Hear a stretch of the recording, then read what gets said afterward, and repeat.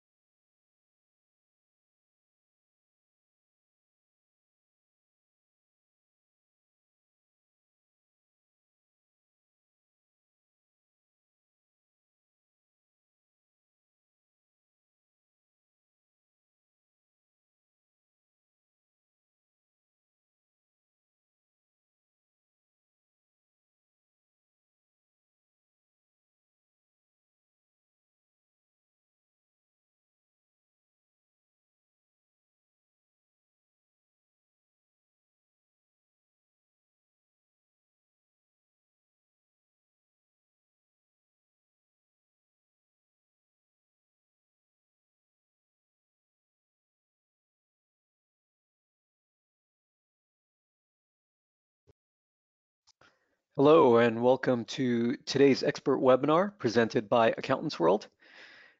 We're joined today by Tom Hood, the president of the Maryland Association of CPAs, and he'll be speaking on the future-ready firm and the role of innovation. I want to thank all of you for joining us today. My name is Div Bansali. I am a vice president at AccountantsWorld, and we're thrilled to have you with us today. Tom's presentation is always one of the most anticipated and well-attended and best rated webinars that we do all year in the expert webinar series. So we're thrilled to get started with you and with Tom in just a couple of minutes here.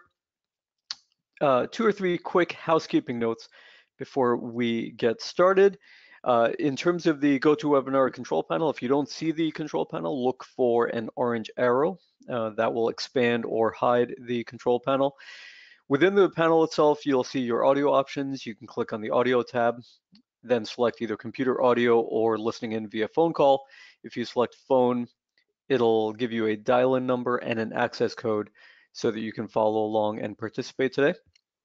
If you have any questions for Tom anytime during the presentation, please go ahead and send them in. And Tom will be answering questions while we're doing the polls in the middle of the presentation and can answer at the end of it as well.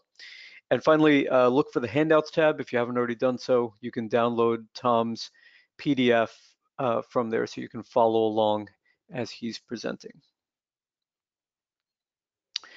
We do offer one CP for this webinar today, and that's based on active participation during the live webinar. Active participation means 3 things. Number 1, you attend the live webinar for no less than 50 minutes. Number 2, you respond to all 4 of the polling questions during today's webinar. And number 3, there will be a post-webinar survey that shows up as soon as you close out of the GoToWebinar window at the end of the hour. When you see that survey window, go ahead and fill that out, click submit, and then you will be eligible for CP. If you don't see the survey window pop up, no worries, we will email you a link by email as well, so you can fill it out from there. You'll be notified by email within 3 business days. That means probably early next week at the latest about CP credit. And if you haven't already done so, please add webinar@accountantsworld.com to your trusted email list. Also wanted to mention in the bottom left corner there, you'll see the hashtag expert webinar. So if you'd like to follow along with us on Twitter during today's presentation, or if you'd like to tweet any questions or feedback, comments that you might have, share it with other people, please do so using that hashtag expert webinar. I also wanted to mention briefly another piece of content that AccountantsWorld has produced recently that is actually really relevant to what Tom's going to be talking about today about the future ready firm. It's a case study of Stephen Brewer and his firm in Indiana, which I think clearly qualifies as being future ready. And they've been able to achieve significant revenue growth over the past 5 years without changing their number of clients. And the key has been shifting the kind of work that they do and the processes and planning around that work as well. And so they've moved from tax work and desktop write-up processing to really focusing on CFO advisory and client accounting services and bookkeeping. They're able to offer a higher level of services than ever before. Their tax season is far less stressful. And I mentioned before the growth that they've been able to achieve without the burden of where to find additional clients. So if you are interested in getting this free case study from Stephen Brewer, and he lays out exactly how he's achieved this growth and how he changed his firm and his processes and his software that he works with to be able to achieve this. If you'd like to get it, we are offering that to you today for free. So I'm going to go ahead and actually load the first poll question here. And the first poll question is simply, please email me a copy of Stephen Brewer's case studies. So if you'd like to get a free copy of his case study emailed right to your inbox, go ahead and select yes. If you're not interested, no worries, go ahead and select no. Make sure to click the submit button so that your vote is counted. A reminder, this is the first of our 4 poll questions today. So we'll take about 10 more seconds here for people to get their votes in. of whether or not you'd like to get a free copy of the ebook on achieving revenue growth and better accounting practices. All right, we've got about 88% of people have voted so far, so we'll take just 5 to 10 more seconds here for people to go ahead and get their votes in. All right, going once, going twice. Okay, great. Thank you so much for your vote there. And if you said yes, we'll be emailing that out to you probably sometime early part of next week, would be my guess. We're making just a couple of edits there within the case study. Before I turn things over to Tom Hood, just a brief bio on him. He is the CEO of the Maryland Association of CPAs. He is, I think, as much as anyone in the profession, on a mission to help accounting professionals thrive in times of exponential change, and I think right now qualifies as a time of uniquely transformative change within and outside of the industry as well. And for that reason, he's been recognized as the second most influential person in accounting by Accounting Today in 2018. So it's my pleasure at this time to turn the floor over to Tom Hood. Div, thank you, and welcome everyone to today's webinar. And I'm looking for, here we go, on my screen. All right. So, Div, are you seeing the full screen? It says the Future Ready Firm and the role of CPA and innovation. I'm seeing the screen with notes on it, so if you want to swap displays, that should get us. There we go. How's there that? we go. Yep, that's perfect. Better?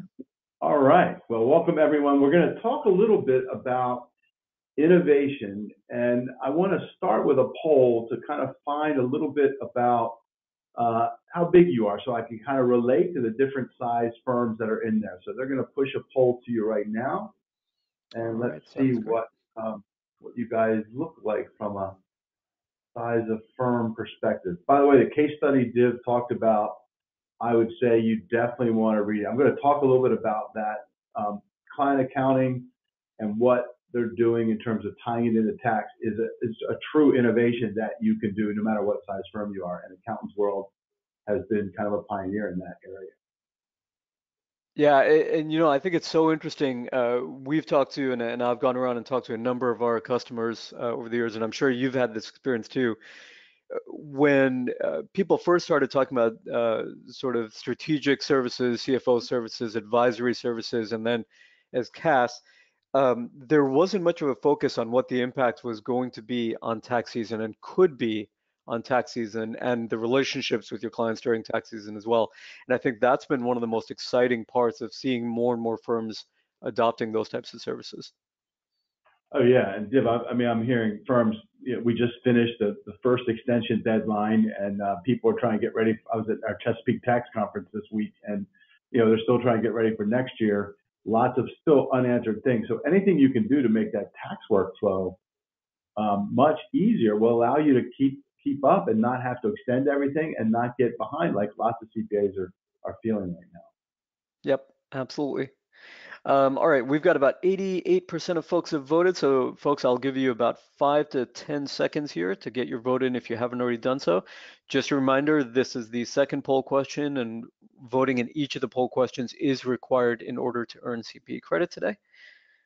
So going once, going twice.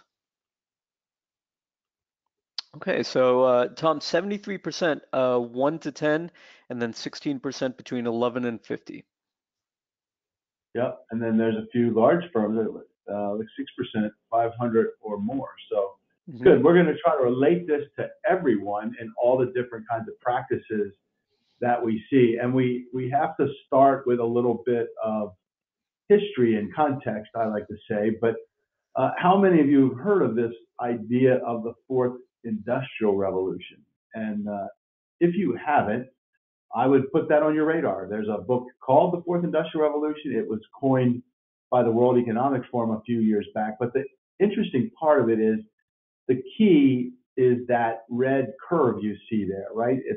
It's gone from what we would call linear change to exponential change. And I think that's what's getting everyone sometimes feeling a bit disrupted or thinking that it's the threat of disruption. Now, our profession actually grew up in the second industrial revolution. Actually, before this, I only thought there was one, but that was the age of electricity and energy and manufacturing and all those things. Right around the 1870 to the 1900s is when that shift happened. Then you started to see computers in the 60s. Obviously, it hit accounting when you saw on-prem, PCs, mini computers, mainframes, those kind of things. And then now we're starting to see all these other things like Bitcoin, artificial intelligence, blockchain, Internet of Things, and those areas. And every day you see more and more things that are saying something's moving rather quickly. And that's why we see firms like never before starting to say, I guess we have to think about this idea of innovation and how can we speed up our cycle time to try to keep up or get ahead of some of these, we like to call them the big waves of change. So Drucker is one of my favorite business gurus. He said, the greatest danger in turbulent times is not the turbulence, but it's acting with yesterday's logic. For our profession, that means Sally doesn't work as much anymore as it used to. That's the same as last year. So exponential change in the change curve, and then waves of disruption. All I have to do is pick up the paper and look what's going on in all these industries. I'm sure many of your clients are feeling the pressure of disruption, like retail. I mean, literally everything. You look at agriculture and what they're doing with driverless tractors. We're starting to see this stuff, and it's accelerating at an exponential rate. And that's what often people miss. So the only way I would say to think about this is the way exponential change works is it's gradual, gradual, gradual, and then sudden. And the key for you all is to try to make sure you're right before the elbow of the curve takes up into that vertical climb. So you want to be at least, you don't want to be way ahead of it, but you want to be close enough that you're on top of it when that change curve starts to move and more technologies start to impact the kinds of services that you're already doing. Now, this is a survey. It's actually from 2014, but it basically highlights what we all know, right? Clients are switching because they're not getting proactive advice, only reactive or historical services. And this is what everyone's talking about, this idea of being consultative and value added, but I think it's actually pretty simple. It means you have to start talking about what's next, and instead of just saying, here's what just happened. So the idea of tax planning, the idea of helping them understand their numbers better and say, what's it mean for the future, planning for their family, all those areas. And many of those you probably are already doing. I think the key is, what's the percentage of those that you're being proactive with versus those that you're not? And then the other question is, do you have time to really serve active clients? If you look at this, in terms of why they leave, this is SMB, small, mid-sized business, why they leave their CPA, the idea of proactive advice being number one. But look at where fees are. It's down here at like the fifth one. So, or sixth one actually. So they're saying that I'll pay for it, but you're going to have to make sure that you're delivering it. So I think in today's busy, busy world, I feel like many of us are like this. So we're so busy trying to keep up, we're not able to be proactive with our clients and sometimes even with ourselves. And Dan Burris is a futurist that we've been working with now for 4 or 5 years. And he says this: if you always do what you've always done, you will always get less than what you've always got. That's different, right? It used to be, if you do what you've always done, you'll get what you always got. Now it's you'll get less. Why? Because things are shifting and you're seeing a lot of new things happening. I want to keep moving to get you right into this innovation area. So we've spent some time working with Horn down in Mississippi, and Joey Havens has actually kind of put this out to say, this is how things are shifting, right? Obviously, Blockbuster moved into Netflix, very digital. Kodak replaced by Instagram, and I would say the iPhone from that perspective. H&R Block is now positioning themselves as advisors, and as he would say, he's been repositioning Horn to CPAs and advisors for growth. notice that added piece there, which is helping them grow and thrive in this crazy area. The point here is innovation is about trying to help support transformation. And we'll talk more about that in a minute, but it can't just be little incremental moves. So let's talk about this idea of innovation. This is Alex Osterwalder. He's got a great quote. Your business is unsustainable in its present form. It doesn't matter what you make or sell or offer. If you continue to embrace business as usual, you're doomed. Now, the other part of innovation, because it does seem scary, but here's the other part. It's actually an engagement and retention tool. And in today's era where talent is number one, if you were to do some careful, small investments in innovation, your young leaders and staff would feel more engaged and certainly feel better about your firm. And as the Deloitte Millennial Survey said, many of them don't believe that firms are doing anything. And it's often making them not just neutral, but dissatisfied because they're worried about your thriving and surviving in this crazy amount of world change. So now the other thing is about what is this idea of invention? Well, innovation is not about inventing. That's for the scientists and the big labs and the big corporate folks that are trying to. We're not talking about you inventing the next iPhone. And actually, innovation is not creativity. Actually, innovation helps to have creative people working on it, but it isn't really about just being creative. It is about, fundamentally, we call it creating new forms of value in anticipation of future trends and demand. It's about staying ahead of trends as opposed to reacting to them and systematically scan the horizon for weak signals of disruptive change.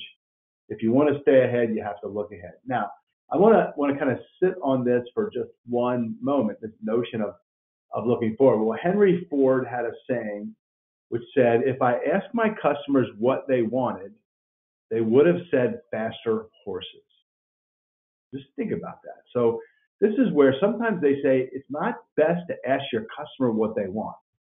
It's better to do your homework and look at the trends and issues facing your customers and clients, and then saying, what could I give them that they can't do right now that would really help them? That's what we call innovation, right? Looking at trends, understand your clients and their industries, and then saying, what can we do that might really make a difference in their world, make them more competitive, et cetera. All right, poll number 2 time. How important is innovation to you right now?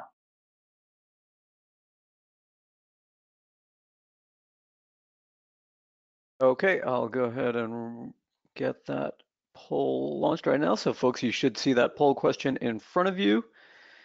So the question is, how important is innovation? Critical to our future, very important, somewhat, or irrelevant. So go ahead and select the option that you think matches for your firm the best. Make sure to click the submit button so that your vote is counted.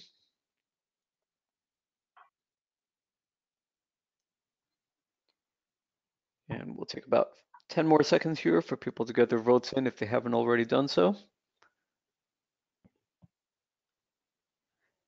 All right. We're going to close in 3, 2, 1, and closed. So Tom, we see a pretty even split between critical to our future and very important, and then 16% said somewhat important. Wow. So that's 81% of you say very important to critical. And it's funny, we've been doing this now for a few years with all different size groups of CPAs and accountants, and this is up pretty high. It was probably about 60 or so before combined, very important and critical, from about 2 years ago. So you can see it's getting more urgent. And I think that's why people are starting to say, well, how would we go about this thing called innovation? So I'm going to start giving you some ideas about that.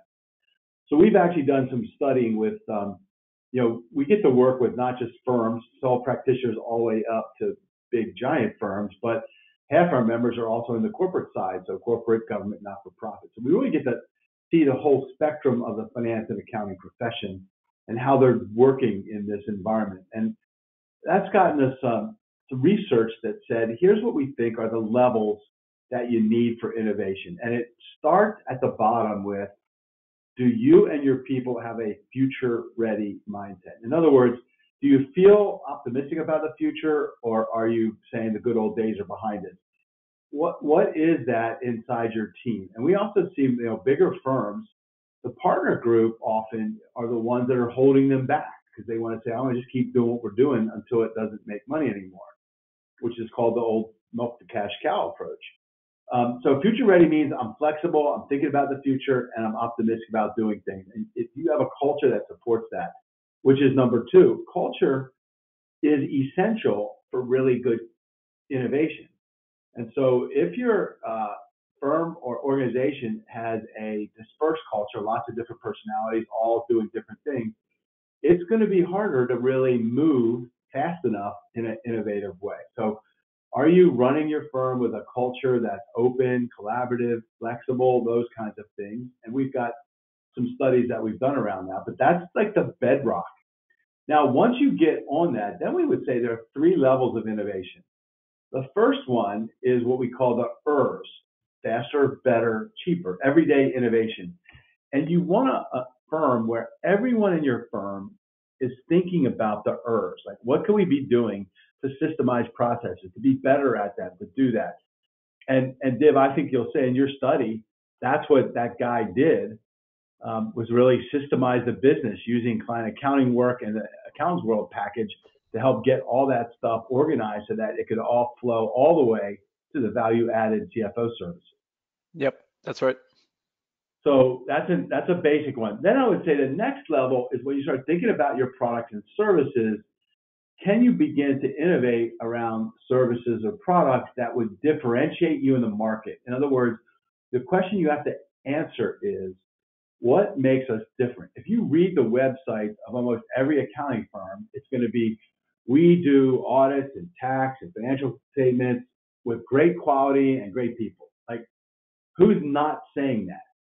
The point is, well, what makes you different? Like, what are you doing that's unique? Now, that could be a niche that you're really, really specialized in.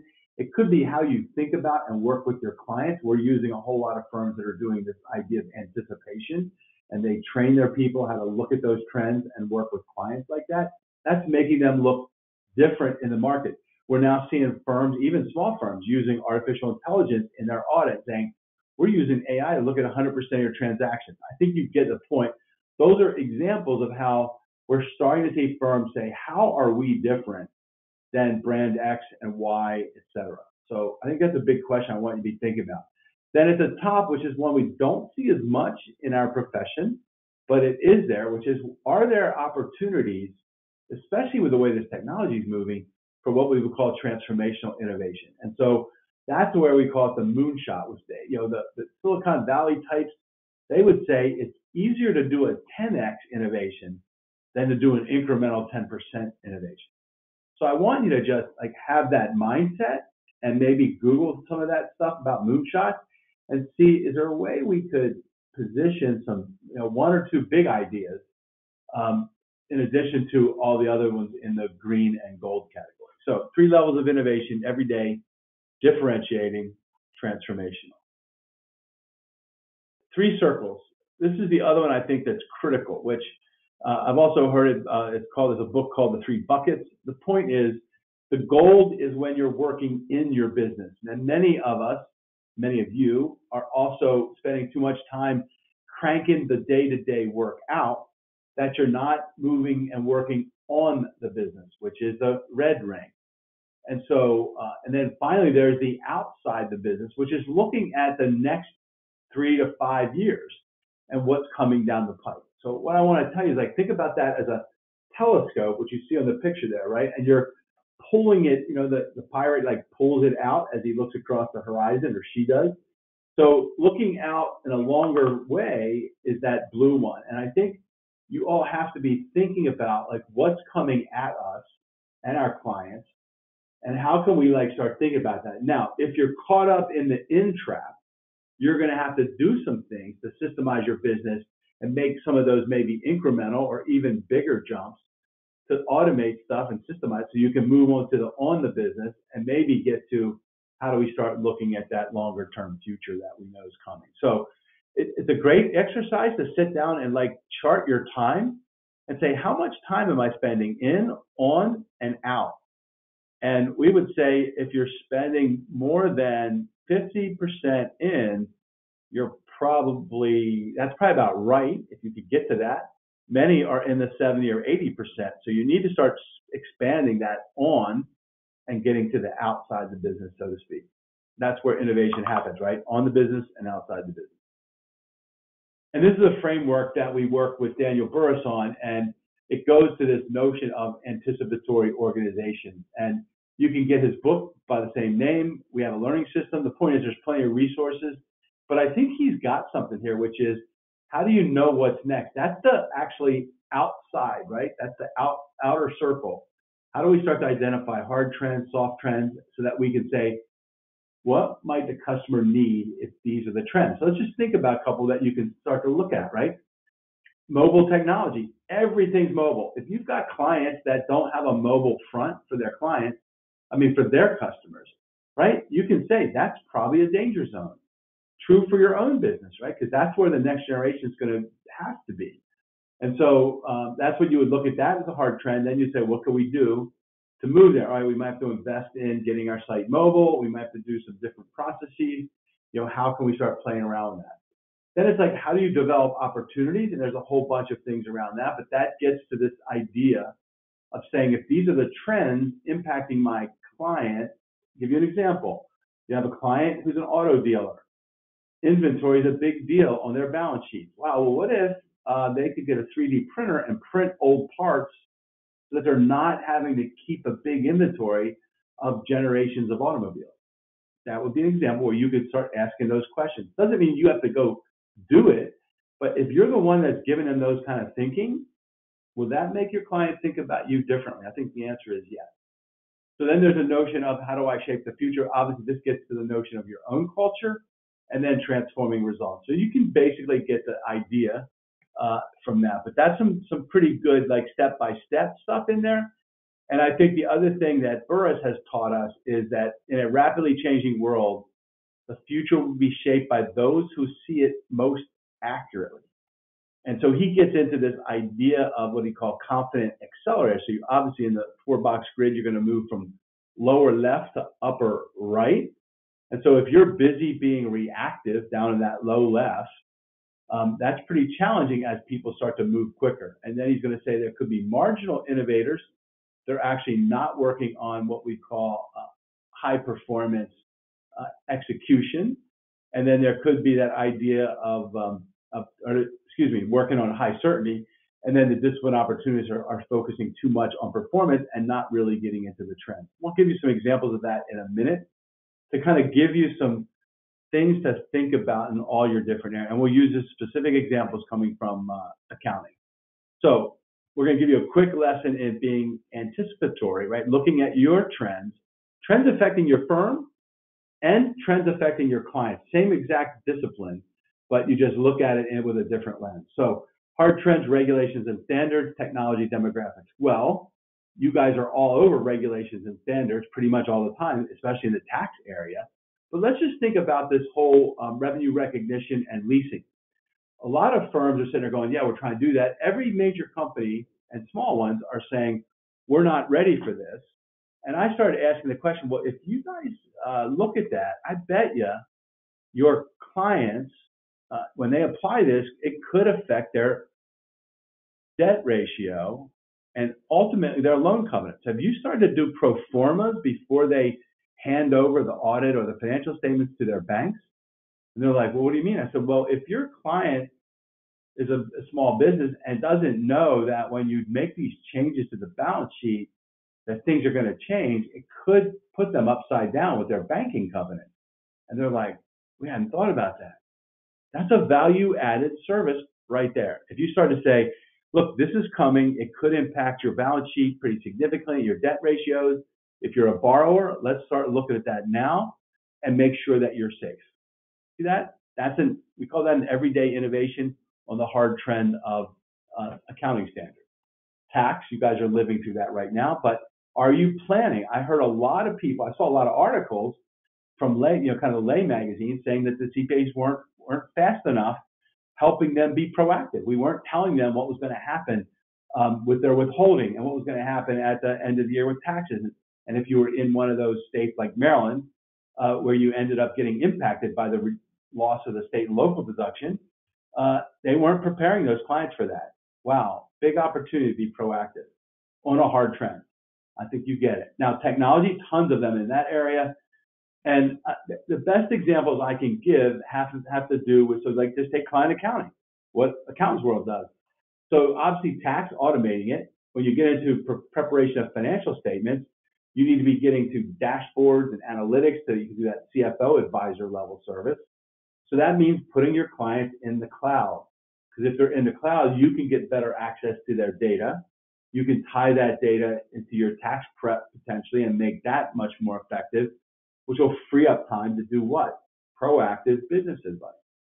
So that's why client accounting is the fastest growing kind of extra service that we're seeing in the profession right now. And it's based on hard trends. The hard trend of the cloud and the hard trend of all the different software that's going on. There's a graph that I use a lot of times that shows all the all the accounting applications. And 3 years ago, it was this full page of like probably 100 applications. 1 year later, that went to 200. And I just looked at it this year, and it's like up to 400. 400 different applications, and the application categories are changing. Point of sale, inventory, mobile e-connections, right? Then you're seeing bitcoins and blockchains and like all kinds of different categories. That's the exponential pace. Your job is to say, what are my clients doing now? How many of them are on legacy systems? And what can I do to help them with that? And then there's demographics. The hard trend of we know how many people are in the workplace. We know right now that there's only about half of the Gen Xers to replace the retiring baby boomers. That's a hard trend. It's not going to change. Now, how would you deal with that? Well, I could fast track high potential millennials. We also know that millennials want to work differently. That's technically a soft trend. But the point is you have to be thinking about what can I do to make a workplace work better. Now, here's where you could take that trend and say, what does this group want? We just finished our 5th year in an open office situation, and it's increased our rate of collaboration and innovation dramatically. So a couple of big examples around those different hard trend buckets. The point about this that Dan Burris makes is the fact is that these are not going to change no matter how much you don't like them. So it's going to keep happening, more regulations and more standards year after year. If you're in the business of advising businesses, you need to be saying, what do I need to stay on top of? I know one large firm that took this to a whole other level. They were big in the agriculture business. And they said, I'm seeing all these farmers getting crushed by all the new sustainability and green and all the runoff stuff that's going on. And they said, well, wonder if we could like take our discipline of keeping up with regulations and apply it to our agriculture clients. Well, there's an idea. So they ended up doing that. They created a newsletter. They were trying to monitor them and keep them ahead of them. Then they said, their clients are saying, can't you help us do something about this? So they ended up buying a small lobby firm in DC, and now they're actually lobbying on behalf, as well as providing services for those clients to actually keep ahead of those regulations and standards. My point would be, if you had a really strong niche, you might have enough expertise or that you could build to apply the discipline of complying with standards and regulations and actually use that for a different area, not just tax and accounting, but their industry regulations. And at least give them a newsletter or advise them or help them set up compliance rules. Hopefully that makes a little bit of sense. Obviously, technology is where everyone's thinking. Now, the other thing about technology is there's this notion called the Gartner hype curve. And what they find is that technology gets overhyped in the early phase, and many of you are used to this because you always hear it, right? And it goes through what they call this peak of inflated expectations. Then it goes through the trough of disillusionment. That's when it's in the market and everyone says, this is not doing what I heard it was going to do. How many of you have been part of that? Then they get what's called the slope of an enlightenment, and then it moves out and becomes adopted in the market, and then it's the plateau of productivity. Doesn't that sound nice? So here's the point. When you look at any of these technologies, if you start thinking about innovation or you see your clients thinking about it, you might want to look at this Gartner hype curve. You can just Google it. This one's about a year old. And then you can say what's ready and prime time. It also means if you're picking an innovation, look at blockchain, for example. You look at blockchain where it is, it's not been through that trough of this blue, it's still early. So if you're going to go there, you have to be willing to say it is going to be early. It might take a few years before it really hits. Now the challenge is, look at where RPA is, robotic process automation. That's where you want to catch it. You want to catch the wave like right at the bottom so that you can begin to ride it as it goes up and then moves even faster through the marketplace. So RPA is robotic process automation. I'm going to give you a couple of examples of that. That and artificial intelligence in a minute. I still think blockchain's a little early, although we are talking to a couple of blockchain audit companies and firms, interestingly enough. All right, let me move to this idea, give you a couple more background about this notion of transformation. So what's different between transformation and change? And actually, I think innovation is where you want to be pushing this idea of transformation. So change is doing things differently. Transformation is doing different things. Change is doing things differently. Transformation is doing different things. Let me give you an example. So when you look at artificial intelligence in auditing, and I've spent a lot of time with firms doing this, I got a small practitioner in Southern Maryland, past chair of MACPA, Innovative Practitioner of the Year award last year by the AICPA. She's doing AI in a 15-person firm. Now, you might say, well, wait a minute, she's using MindBridge in case you want to know. But the main thing about this is when she approached it, she goes, let's just not think about this trying to get efficiency. Like automation will get us more efficient as auditors. Actually, it's the exact opposite. So just think about this. If you're sampling 2% now, and with AI you're sampling 100%, how many more transactions are you going to have to look at? Like 50x. So her auditors are actually taking more time. So she's like, all right, but what are we getting at it? Oh, well, it's giving them much better risk analysis, all those kinds of things. So she started going to her clients and approaching it from that perspective. Nonprofits, et cetera, is like, you don't want to be caught without knowing what's going on in your company. My audit can't find all these things, but this technology will help us look at all your transactions. It doesn't guarantee we're going to find anything, but it gives us a much higher probability. So she charges up front. She actually screens her clients with the AI technology to risk rate them and charge the fee based on the risk rating. And then she uses the AI and gives them a report. And she's actually thinking about, maybe I shouldn't even do audits. I should just do internal control reviews quarterly with 100% review of transactions. That's doing different things. Hopefully you can see that notion, right? So that's what we're talking about. Or you might be doing bookkeeping right now, helping your clients get their books ready for tax returns. So that's the same old, but if you start to say, let's take that AccountantsWorld platform and set up the client accounting piece. And so monitoring their payroll, doing those, maybe watching their general ledger, making sure they're making the right journal entries so that at the year end, it's all pretty smooth right into the tax package. Now I can spend more time saying, here's what happened with your numbers and those kind of things. Hopefully I'm giving you a couple things to be thinking about as you like to say, how could we be innovating in our firm? So everyone always points to Steve Jobs. This was a chart that actually he started. It's been kind of riffed on, right? They used to say knowledge is power, but now there's Google. And I think you all see that, right? Your clients are Googling stuff and questioning you about stuff. So what's important here is not just the knowledge that you have, but now it's about insight. Like, what's the things that I can see that are making me go question deeper or say, wow, I've seen this before and this is what I think it means. And then your experience, your wisdom from all the clients you've been working with, that's worth something. That's what your clients, insight and wisdom. They don't want the tax return that just says, here's what happened last year. So hopefully you're thinking about that. By the way, if they do want that, hopefully they're paying you well for it. But the point is they'll pay more if you get up into those other two areas. All right, one more. If I haven't convinced you that things are changing and that you've got to be moving, this comes from Rita McGrath. She wrote a book. She's a professor up at Columbia Business School, but she wrote a book called The End of Competitive Advantage.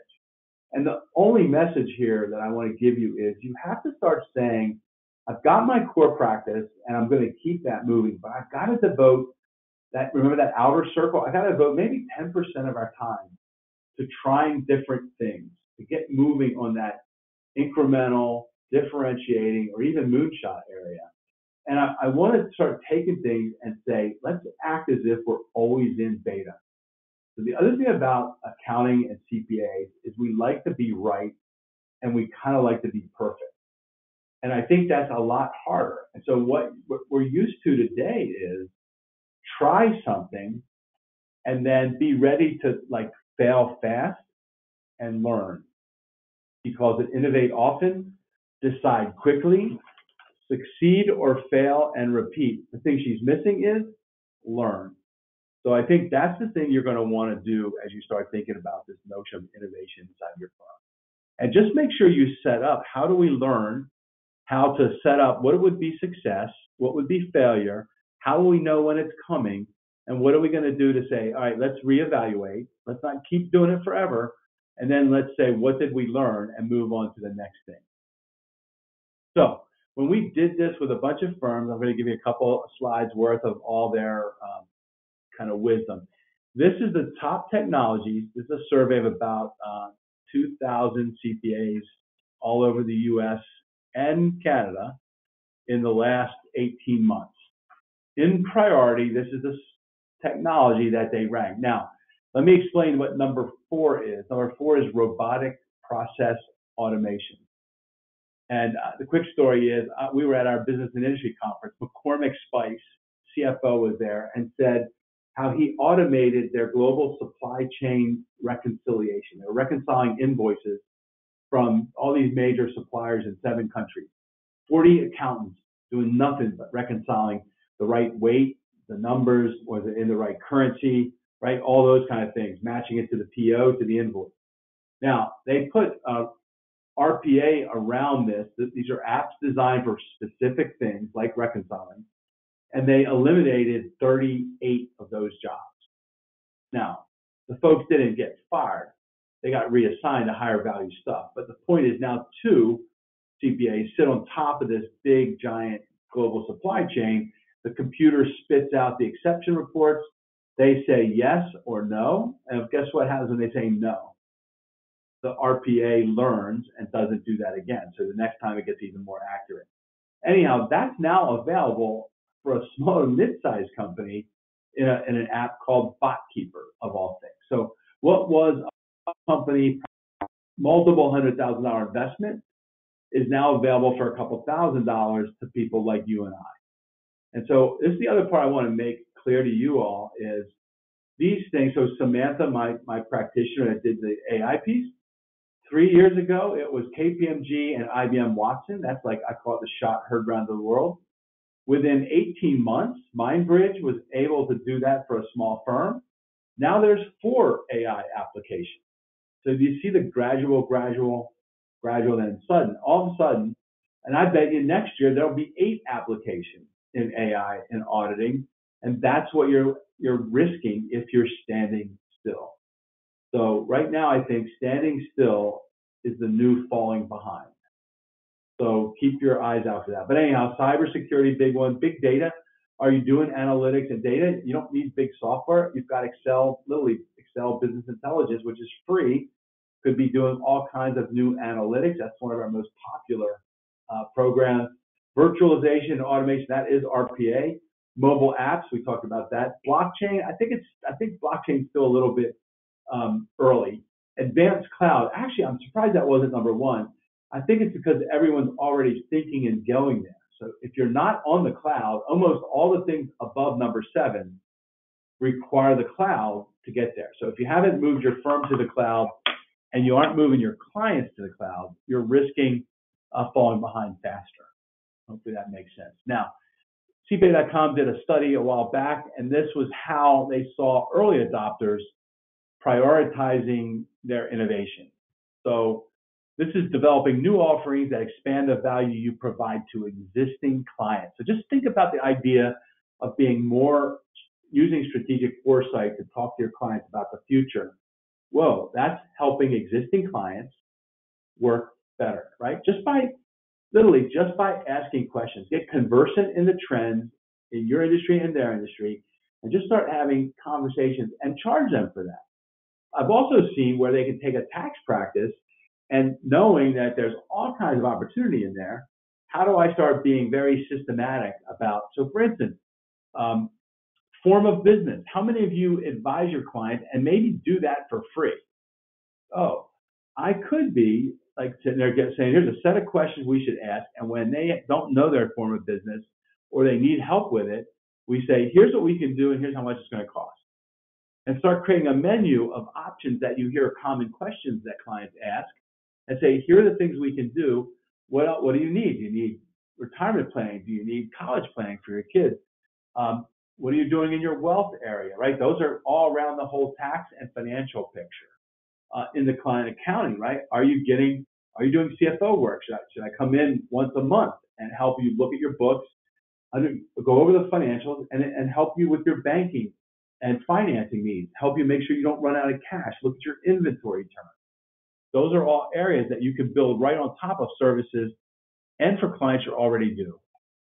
Next one, 50%, we're implementing a new offering for a specific market segment that you believe has high growth. Now I'm starting to see tons of folks think about the cannabis industry, which is moving in every major state there is, whether it's medical or recreational. And whether you believe in it or not, that industry needs people that have trust and credibility, like CPAs, that do it right. So you could be helping that area. Or you could say, I'm seeing a bunch of like microbreweries and wineries. That industry is ripe. I'm seeing CPAs that just specialize in that or make that a new niche. Doctors, dentists, lawyers, professional service providers. And then you have all the retail categories. So that's more like niching and then looking at what could I do for that niche that we've already done that could be repeatable and scalable. That's where you would look for that. New offerings are approaches to the market that attract new clients. That's that marketing notion. Could I be using more social marketing? How am I doing to help bring in new clients? Those kind of things. And then 4 and 5 get to a few other things, like we're realizing the value to the firm from existing innovations that you might not have really leveraged. So dig them out, dust them off, and say, are they relevant? And the last one would be, what could I update in my current offerings that might make us more competitive? So this is where, put AI in there. I'm seeing firms now put it in their proposal. We're using AI for these things.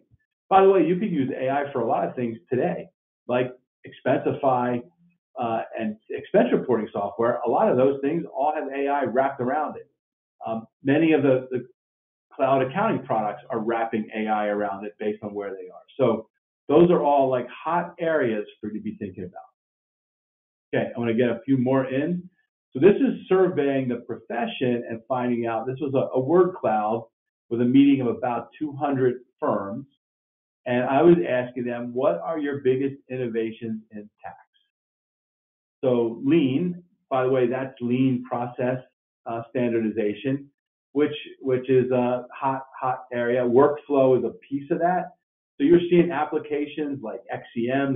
There's obviously lots of them built into the big packages like Wolters Kluwer or Thomson Reuters. The point is, systemizing your workflow is huge. And whether that's with technology or with just good people process, that's a huge place to start. That's one of those ERs, right? Faster, better, cheaper. Automation is another part of that. You can see that the big one was outsourcing. Now there's tons of really good outsourcing groups now that you could go to that would actually allow you to get some of that basic work done so that you don't have to play with it. So it gets the return almost up to a draft level by using that outsourcing piece. Then the next big one is value billing. My buddy Ron Baker has been carrying this torch for, I think, about 20 years. It's now here, and it's time to think about it. And this is about giving clients choices, and it's about getting off of the billable hour and beginning to say, let's look at what we know at this cost, make sure we're getting the value for this. And so that's really what they're doing in that notion. Div and Tom, I just want to make sure, I got another poll coming up. I want to make sure, is there any questions coming in that we should be thinking about? Yeah, one question, and a couple of folks have asked this. You mentioned before about open office. So a couple of folks have asked what exactly you mean by open office and what are the benefits that you've seen from open office? So open office is where we basically took down all the walls. I don't have any walls around my office as CEO. In fact, if you look at my LinkedIn profile, go to LinkedIn and put Tom Hood in the search, you'll get a post from today where we basically gave the whole journey. So I've got all kinds of links and references and videos about how we did the change management. But this is part of creating a collaborative, innovative culture. So Div, we got disrupted by online CPE and aging membership and all of that, all the state CPA societies did. And so we had to start saying, well, how are we going to get into a faster cycle to be able to get ahead of this technology? So we went all cloud, we went all open office, and then we began to innovate around how we're doing e-learning. But go to my LinkedIn profile, you'll see a post about why we went to an open office or how we transformed our organization with open office. And that post has all the resources and links that will answer a lot of your questions. And I could always send that to you in a link you guys could use. Yeah, that's great. One other question. How do you bring clients along for the ride towards innovation? Does client communication have to change? Do you set client expectations differently? What's your advice on that side? Absolutely. I mean, I think you do have to do that. And I think it gets to, if you're talking about clients about these trends, right? So you've got to get them thinking about what you're thinking about. So when you're seeing these trends in mobile and the first question I would ask them is, are you seeing any new competitors? Are you feeling pressure in your gross margins? Because that means things are shifting in the market. And then you start to ask them more about why that's happening, right? Or so then you can start getting into the conversation about, well, here's some of the things we're working on, we're thinking about. What do you think? And it does become a conversation. And now if you get the discipline of like understanding how to talk about the trends, that's a whole new avenue where you could go in and say, hey, I'm thinking about like 3D printing and your auto industry. Is that something you're worrying about? I haven't even thought about it. Okay, well, let me tell you a couple minutes. You don't have to be the expert, but suddenly if an accounting person or a CPA is talking about the future, it changes the perception of the client dramatically is what we're hearing. So that's where I would start. So yeah, the answer is you do have to approach it differently. It's got to be more of a conversation, and you have to build that into your price structure. So this is audit practice innovations. You know, there's your workflow again. You can see that's like the number one thing you should be thinking about. Collaborative client service teams. This is like tax, audit, and accounting. Industry specialization. So these are all like almost requirements today. Audit data analytics, and then AI. And this is about a year old. So I'm going to ask you guys now, what is the primary challenge to innovation that you see? All right, and I will go ahead and get that final poll question up. So folks, you should be seeing that poll question in front of you right now.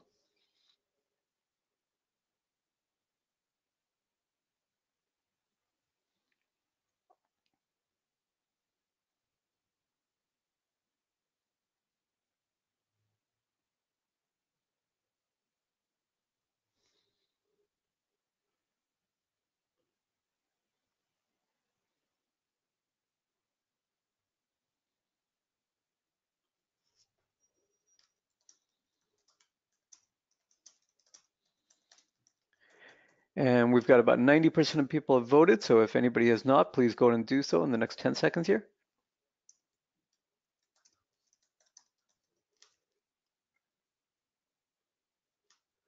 All right, we're going once, going twice. So Tom, the runaway winner, lack of compelling vision and why. And then second place, legacy thinking, followed by lack of alignment in partner group / control.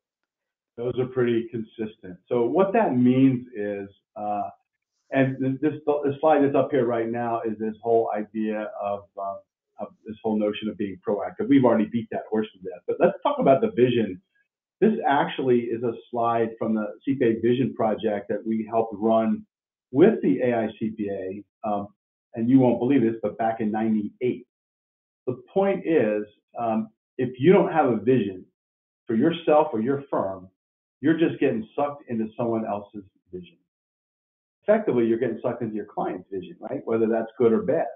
So you've got to stand for something. And so this idea of vision or purpose and values is critical. And when you read this, this is the value proposition of a really good accounting firm or CPA, right? We're trusted advisors who enable people and organizations to shape their future.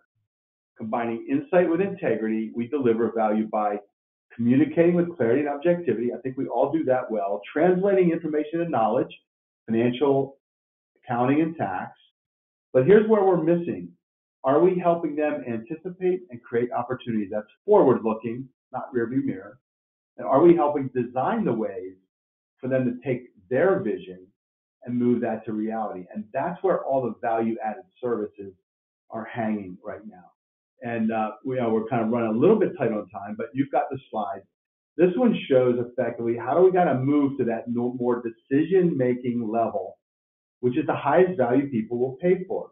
So if your clients aren't calling you first for things, then I would say you're missing that opportunity, right? If they call the lawyer first, then you're not really the trusted advisor as much as you should be. So they should be calling you when they think about any business changes, any major family changes, and that way you know that you're the one. And then if you got to make sure you're charging for that. And that's where that whole value billing idea comes in. So hopefully you got some ideas about that. We mentioned Joey Haven, you've got the slide, but I want to get to this one because this is really where it's all about. The last couple of slides will give you more detail on that, but here it is, right? You've got to have the vision. That's the direction about where you're going. So if you haven't done that, start looking at, get a strategic planning consultant. I mean, that's something that we've done a lot of, but you got to have that vision that people are bought into. You need an inspiring culture. And that means you have to have that idea of open and flexible and quick moving so that people can move and start to begin adding a little bit of innovation on top of that practice that you've got. Collaboration is essential for innovation. And then the next one is you've got to be learning all the time. So whatever you do in terms of any of these experiments or give people some time to do this, make sure you're building in that after action review or that way of looking at the learning. And then the last one is get disciplined about how you're doing that innovation. And I want to jump right to the end here because you've got these slides. So this is the skill set we believe we're going to need in this age of robots and AI and all this kind of stuff. It's a T-shaped professional. That means deep technical and data analytics inside your client industries, right? That's the core: accounting, tax, and auditing, plus data. Then up at the top, what we call the broad horizontal line, that's the boundary crossing skills. And that's leadership, anticipating and serving evolving needs. Strategic and critical thinking, the number one skill every CPA says they need in the future. Communication and integration and collaboration, right? Built on a basis of empathy, trust, and relationship. And the last thing as we close down is, well, what happens if you don't do this? And I think this comes from Clayton Christensen, the kind of father of innovation. He says, we used to say not doing something was zero, like B. It was no cash out. We're not spending any money. No harm. Now, if you're not moving and the market's moving fast, you could be in a decline situation, which means you're actually going to go negative. And instead of not doing something and just not spending money, not doing something means you're going to lose money, right? As competitors do it. Dan Burris has a great saying. It says, if it can be done, it will be done. And if you don't do it, someone else will. So my point for you all is to be bold, get a vision, get your folks together and say, well, how can we start moving forward? And then build out that notion of let's get executing and let's try a few new things and get moving, innovating our firm. I think we're up on the end. If there's any final questions, I can answer those, Div, but hopefully the group got some good stuff out of it. That's great. Well, Tom, thank you so much for your presentation. And Adam actually just wrote in and said, I opened my own firm 2 years ago. I made a move, and the reasons that you've been talking about today are exactly the reasons why I did that. And so it sort of confirmed my belief in the value of these things. So I think that's the greatest testimonial you could sort of get to the power of these ideas. Awesome. Well, I hope more of you out there go do it. We just got to start moving as a profession, right? I hate to see us being left behind, and so we've got to take the initiative here. Yep, that's great. Tom, thanks again for joining us today. This is terrific. To all the attendees, thank you so much for joining us today. I wanted to remind you our next expert webinar. So if you signed up for the entire expert webinar series for the entire year, you probably didn't see this one on the list because this is brand new. So we called an audible here, and we've got a new speaker that we're very excited about. 2 weeks, October 3rd, same time, 2 p.m. Eastern. Matthew Ferrante, he's a partner at Witham Smith and Brown. He's the leader of their cybersecurity and information security practice, and he'll be talking to you about everything you need to know about cybersecurity here in 2019. If you signed up for the entire expert webinar series, you will receive a notification from us. You'll receive email communication about this upcoming webinar. If you have not signed up for the entire series, just go to that URL you see right there, 2019webinars.com. That's 2019webinars.com. And just click submit to register for all webinars at once. And you will be invited to Matthew's as well as all the remaining ones this year as well. So thanks again to all of you for joining us today. Tom, thanks again for your time. And we'll look forward to seeing you in 2 weeks. Awesome. Thank you.